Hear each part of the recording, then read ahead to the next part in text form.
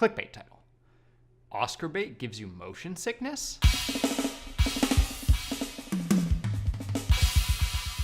Hello everyone, and welcome to The Week I Review. My name is Alec Kubas-meyer, and today I want to talk about a movie, First Man, and a particular way of watching it, on the biggest gosh darn screen possible. The IMAX experience, as it were, is not the same in every theater. There are actual IMAX theaters with their screens the size of buildings with a unique, atypically tall aspect ratio.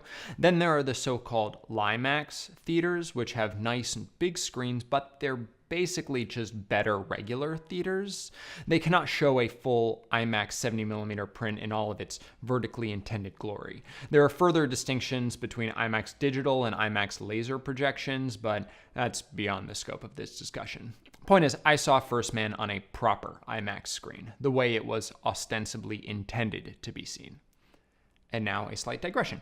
I have met First Man's director, Damien Chazelle. It was at an after-party following the New York Film Festival premiere of his first film, Whiplash. I was talking about how much I liked the movie to someone else, and he said, "Oh, that guy over there? Hold on." And then he brought me over. Damien was sitting on a couch talking to two other people, and I then interrupted to tell him that his movie was fucking amazing.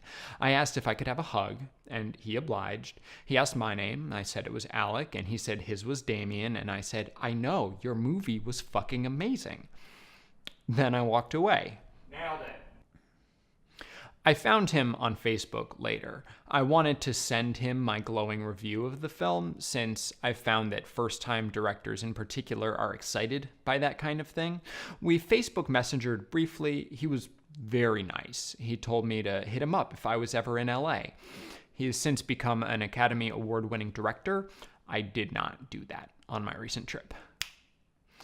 But this is all to say that I really, really like Damien Chazelle, and he has shown talent enough already that I will follow him anywhere, even the moon. First Man is a very good film. It's well written, well paced, well acted. I know nothing about Neil Armstrong, and this movie will serve as all I'll ever learn about him. It did not instill in me a fascination with the man, but it invested me in his stories for just under 2.5 hours. Whether the depiction is accurate or not, it felt real. He felt human, like someone who existed outside of the confines of a theater screen. And the world is beautifully rendered, totally nailing the 60s aesthetic, or so believes someone who did not live through that era, and uses some of the most effective CGI I have ever seen. With a couple of very brief exceptions, I couldn't see the seams, even when I looked for them. I have some quibbles with the camera work, but we'll get into that later. The hard right, genre-wise, that Chazelle took after the widely beloved La La Land is exactly what he needed to do to prove his versatility at this point in his career. Going from the $3-ish million indie drama Whiplash to the $30-ish million movie musical in La La Land to now the $60-ish million space biopic First Man does so in spades. One of the perks of the step up in budget was that Chazelle and co. could afford to use IMAX film cameras for the climactic scene on the moon. There's something mildly frustrating about its prevalence in the marketing, since the sequence doesn't actually come until the last half hour or so. But it's not like a biopic about Neil Armstrong wasn't going to have the moonwalk, so this wasn't some big twist to be hidden.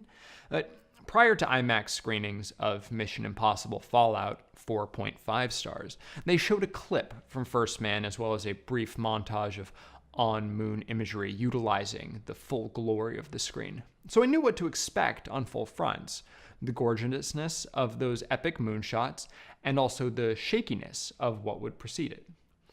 6.5 years ago, oh my God, I wrote about how the first Hunger Games film, which I greatly enjoyed, revealed flaws in the IMAX experience. The camera moves constantly and intensely. Afterwards, my head hurt. And from that point on, I decided not to take it for granted that the IMAX version of a film would be superior, particularly if it wasn't shot that way. First Man complicates this because the exception has been films that actually used IMAX cameras. Checking the Wikipedia list of studio films partially shot in IMAX 70mm, which is the largest film format by a significant margin, I've only missed two: Transformers: Revenge of the Fallen and Star Trek: Into Darkness. Of the other 9, I think it's worth noting that hardcore shaky cam is a rarity.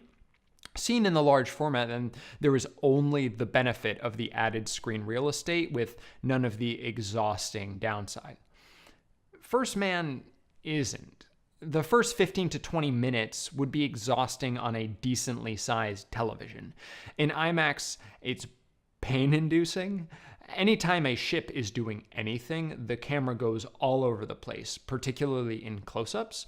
It succeeds in making you feel like part of the moment, as the rumbling of a rocket would, one assumes, feel like that, but the sheer scale of it will probably make some folks queasy. And it's not just during the action-y sequences. 2 characters talking can still look like something from a Bourne film. And though you do get acclimated to it, you never stop being aware of it. But what about the IMAX itself?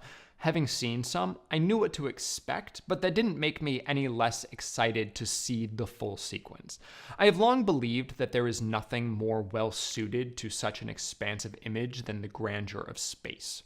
Of the Christopher Nolan films with IMAX footage, I believe that Interstellar uses it best, because the IMAX experience is so tied to understanding the enormity of what the characters are doing there. Space exploration is a crazy thing. It's one of the craziest things humanity has ever done, and certainly one of the most impressive. Most of us will never get to experience that. We must do so vicariously. 2001: A Space Odyssey, Gravity, Interstellar, these are films where big is not just better, but is vital. First Man lacks some of this vitality because so little of it takes place in space, and even less is shot in IMAX, only the moonwalk.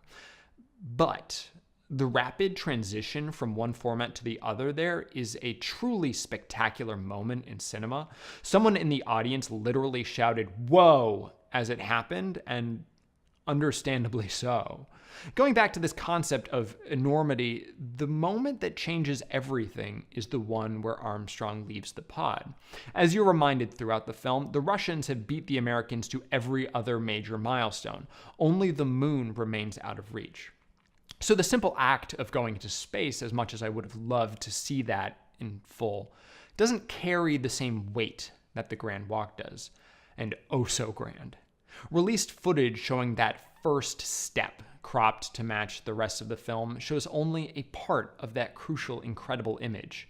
In the full glory of a 4-story IMAX theater, you see it all. And it's like nothing else. Truly, it feels out of this world. 8.6 out of 10. Thank you so much for watching. If you enjoyed this video, that's awesome. If you didn't, I'm sorry. I hope to see you next week.